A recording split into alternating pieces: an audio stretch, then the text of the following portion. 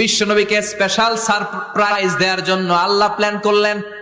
জিব্রাইল ডেকে বললেন, ও জিব্রাইল, আমার পেয়ারা নবীকে স্পেশাল সারপ্রাইজ দিব, কিন্তু এই সারপ্রাইজের গিফটটা তোমার হাত দিয়ে আমি দিতে চাই না, তুমি দিয়ে আসলে হবে না। আমার পেয়ারা নবীকে দুনিয়া থেকে টান দিয়ে আমার আরশের উপরে নিয়ে আসো।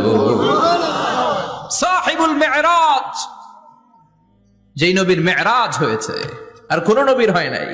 এই মেরাজ করতে যে কত কাণ্ড, কত প্ল্যান প্রোগ্রাম আল্লাহর।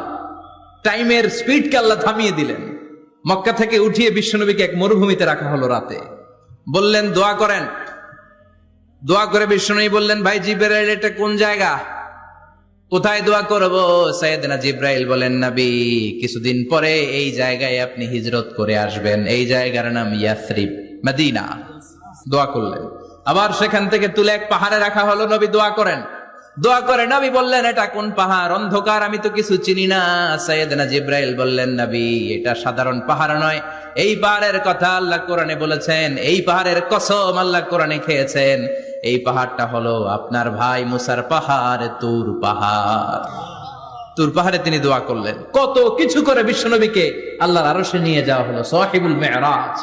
বিশ্বনবী ছাড়া আর কোন নবীর কি এরকম মেরাজ হয়েছে? সবাই বলেন, হয়েছে?